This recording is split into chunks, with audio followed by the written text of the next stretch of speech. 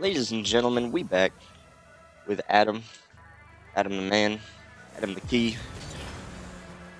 Got Cronovia Mountain in the background. Wonderful, wonderful. Got that boost. We're going back to net. We're not challenging that because that would be stupid. This is good. And you don't want to position in the middle here. Again, posts are your best friend. So you want to be up in. Yeah, let me get my little dry squiggly tool. You want to be back here, next to the post on this side, because your teammate's all the fuck way over here, and he's got, no boost. He just made a wild challenge. So he's stuck back there for a while. So you'll want to go over here because you could get crossed, and his teammate could come in and take the shot. But it is good for you to stay back here because that allows time for your teammate to rotate back, and you're never going to get to this wall to challenge it anyway. So you might as well just let him do his thing. There's very little chance that he's going to be able to convert off of this, so yeah, wait on the back post, let him move forward a little bit, and then you can move up and react to it. Why can't I get this damn thing started? There we go. And where in the fuck is Burn going? What the what is he doing? Fuck. I mean, hey, maybe it'll work. Maybe he trusts you. You know what I mean? Maybe he trusts you so much he's like, I know this Adam guy is just gonna bang this ball to me, and I'm gonna get the sick redirect into the net. Maybe that's how it be. Maybe that's how it be. But can we not? There we go. Obviously, could have read that a little better. And wow, that guy could have scored if he just turned around and shot that, and his teammate could have scored if he was anywhere near. But hey, we got back. We got premium vape juice on the side there. Shout out to him. He's pretty alright. Pretty cool. Double commit there, but what in the pinch? Hold on, I gotta see that again. So he's trying to move up the field. He loses the ball. Burn turns around, takes it. He goes, oh no. He goes for the challenge, and boom. Holy crap. Alright, so this was a double commit, but I don't mind it. Not just because it worked out, but because, this kind of looked like a pass out from Burn. And it probably should have been, honestly. But man, that's a pinch and a half. Alright. So yeah, I'd say doing pretty good. You still want to hit that back post whenever you can. If your teammate, like if you're last man back and you can't make a challenge on the ball, man, you got to that fast compared to him. And I'd like to see. I mean, this is just, it's not a huge thing, but right here, you shouldn't really have challenged that. Oh, I went all the way back. We're gonna watch it again, boys. So, well, okay, you could challenge this, but you have to be more directly behind the ball, which is difficult. This is where Power Slide, mechanically, Power Slide is going to come in to help you a lot. It's going to help you recover so that you don't veer off to the side of the ball. And you can manipulate your car to stay with the ball and force yourself to be closer than the other guy so that his challenge is now, you can react to his challenge. Because right now, you're reacting to him. If you can make him react to you with your positioning on the ball, then that's the ideal scenario.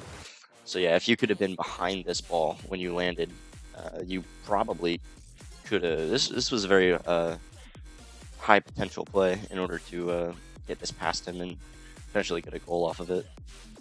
But yeah, you ended up off the side of the ball, which made it rough. So if you were in position to challenge that ball, if you got the recovery, you can go for this. Absolutely, you can 50 that. But since your recovery was off to the side of the ball, it's hard to think of these things in the moment, but your best reaction play would have been to circle back and just, not commit to this corner when there's a very low chance of you 50ing this ball in a safe direction. Again, 50-50 angles. He's coming at this ball like this. You have to turn like this, which, he's got momentum. You don't have boost. He gets this faster, and it's probably going to end up just skyrocketing off this way. So yeah. Let's see what happens after this. Oh, he actually hits it straight over you. Clean beat. Burn can't make the save. Oh well.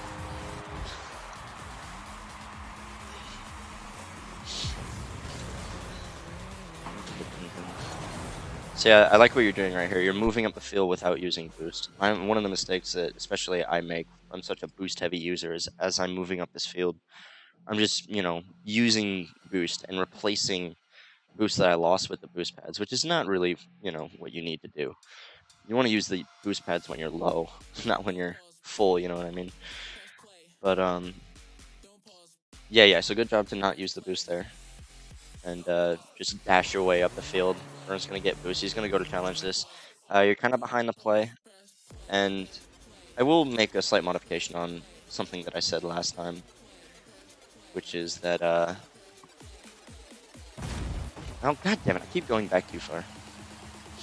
Anyway. Moving up the field. Burn's gonna go get the boost. Yeah, so right here, Burn's really far away from this ball. He's not gonna be able to get to it before this guy. If this guy's smart, he's gonna control the ball, pick it up the wall, just make sure that Burn can't touch it. So your best move, based off of what you can see right here, is to do this and just start kind of circling like this, because this, like I said in the last video, you can once you're over here, the play is developed. Teammates probably about up here. You know already how this play is going to develop, and you're free to either turn this way if the play is promising, or this way if your teammate gets completely fucked by this exchange and loses the ball. Oh,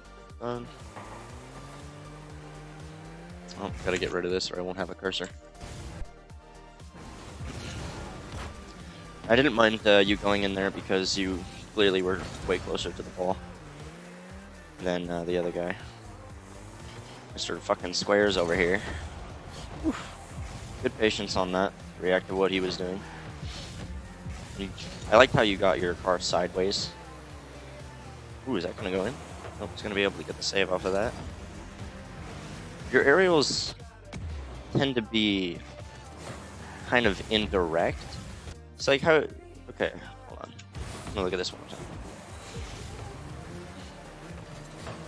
You're going up for your aerial at the right time. Or at an appropriate time, I should say. But you have this habit of you tend to turn away from the ball before you go up for your aerial, which is why you end up off to the side of it. See where your car is positioned right now? You're facing kind of towards that left side of the field. Well, more left than the ball is anyway. And you did a little correction there, but yeah, if you go up more directly at the ball, facing the ball when you go up, then your momentum's going to be in the right way, and you don't have to fight your own momentum in order to get to the ball. And by the way, good turn right here. I prefer to see you on the ball cam a little bit more so that you know what's happening with this ball. Because kind of over here as you're moving back, and you turn off ball cam right here, you leave it on. I'd say you leave ball cam off for a little too long. You can totally like flip back to ball cam right now. Because right now, if I'm in your POV and I'm playing this game, I feel really blind right now. I feel super blind. So because I don't know where that ball is. That ball could be going anywhere right now. And you can make this turn without with your peripherals while using ball cam. I would say try to get into the habit of doing that, into the habit of moving around the field, moving back on defense, I should say, in ball cam a little bit more. It's a very important skill for map awareness. It allows you to look at where your teammates are, look at where the ball is, and make more appropriate decisions based off of that. But that was a good turn to go back to net based off of the information that you did know. Let's see, I'll watch this again. So, I don't want to be too, nitpicky. I mean, you could take a pros game and dissect every fucking mistake they made, and at some point it doesn't become, it becomes not useful. But right here, when you see this guy boosting up, he's already gone past where the ball's gonna be, so he can't jump off of that wall. He's trying to meet it on the ceiling. If you're watching him, right here, you could be jumping. You could turn toward this ball and jump towards it. And I don't know if you have an enough mechanical skill. But also, if you're reading this play, you can see right here, they're very vulnerable. What are they doing? What? Look at the field. What are they doing? There's nobody back. So if you can get a challenge, this even if you miss, this is a worthwhile challenge because this really puts them in a very, very bad spot. Not that they're, in a good spot. They're in a very bad spot. But yeah, if you can challenge this ball for them, since you're closer and he's not going to be able to make a challenge, it's very, very high chance of converting this into a goal. Yeah.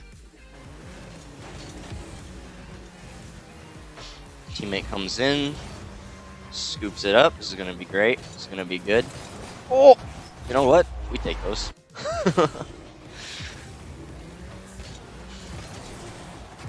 That's okay. He might have blocked it anyway if you hit it. That whiff got him good. And actually, talk about fakes here for a second while we're on it, intentional or not. This right here, this would be a great situation to fake. Because this guy right here on the goal line, what happened to my, oh. This guy right here, he has to challenge this ball. And he kind of also has to assume that you're going to hit this ball. But it's confusing because he doesn't know whether he's going to hit the ball or you're going to hit the ball. So if you like backflip or intentionally miss this ball, he's boned. He's done. I mean, unless he's assuming that nobody's going to touch this ball, which is not a reasonable assumption to make, he's not going to get this. He's going to get faked, and it's going to be up to this guy to come and make the heroic save. Obviously, that does not happen. Yeah, I like what I see so far from your gameplay. Oh, that's a goal. I want to see it again. Oh yeah, he did a pretty good kickoff there.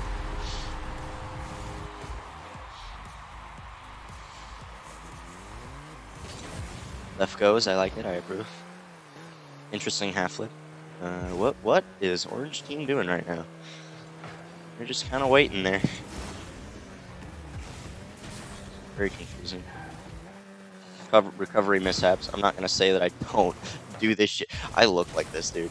When I'm like having an off day and I get stuck up in this net, I hit this post, and I'm like, shit, I gotta wave dash. Oh fuck, I fucked it up. Oh fuck, I hit the post. I goddamn it, wave dash. Oh come on, man, you gotta be kidding me. That happens to me all the time. I'm gonna turn this game volume down a little bit. It's a little loud. At least for me. It's a little loud. I don't know how it's showing up on the recording. I'm sorry to look at this like 8 times. Yeah. Ooh, good flick, good flick. He was reading him, got it over him, made a play past one person. I approve.